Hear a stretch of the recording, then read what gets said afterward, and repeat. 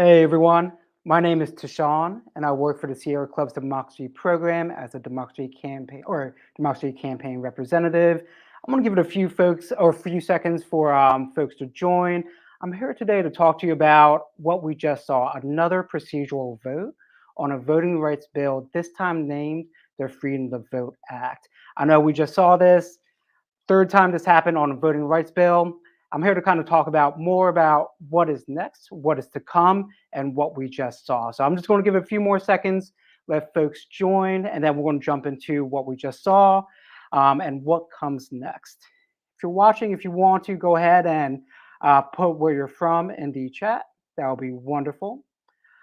But let's go ahead and get started. So, hey everyone, one more time. My name is Tashawn, and I work for the Sierra Club's Democracy Program as a democracy campaign representative.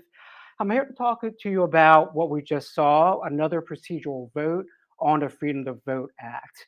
Some quick background information. The Freedom to Vote Act is an updated version of the For the People Act, which includes comprehensive and common sense democracy reforms, including automatic voter registration, making mail-in ballots more accessible, restoring voting rights for 3.9 million formerly incarcerated people, banning partisan gerrymandering, adding more anti-corruption provisions, making voter intimidation a felony, even curtailing election sabotage efforts from partisan elected officials, and much, much more. Today, however, we saw Senate Republicans block and obstruct even opening debate on the merits and provisions of this bill. They did that by using an outdated procedural rule called the filibuster, which has a history of being used to block anti-lynching legislation as well as civil rights legislation. Even though we saw the Republicans block opening debate on this bill today, I want to reassure you that this is not the end and only the beginning. We finally have all 50 Democrats in the Senate united behind this big transformational voting rights bill. And the next step will be to reform or eliminate the filibuster, which does have a path forward. As we move forward in this fight, I also hope you can join us. I know many of us right now are fighting tooth and nail to ensure Build Back Better is as big and as bold as possible. However, the next step in that fight is ensuring these provisions that we pass in that bill are actually implemented. Protecting the freedom of vote is critical to ensure that we have strong elected officials in place to effectively implement Build Back Better, so its full benefits are equitably and fully felt by every community and every person across the country.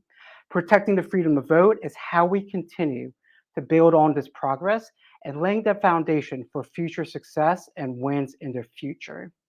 I just wanted to quickly just stop by and just let you all know what we just saw, that procedural vote, and what this means.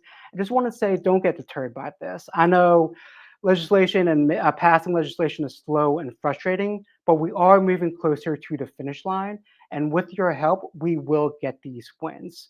One thing that you could do if you have some free time is actually call your senator, whether it's later today, tomorrow, and tell them to move quickly to protect our right to vote. The number should be on a ticker down low, and that number will take you straight to your senator. And just let them know we just saw this procedural vote, but we must move forward. We must reform the filibuster or eliminate the filibuster in order to ensure these democracy bills pass. That will be a tremendous step forward. Thank you again.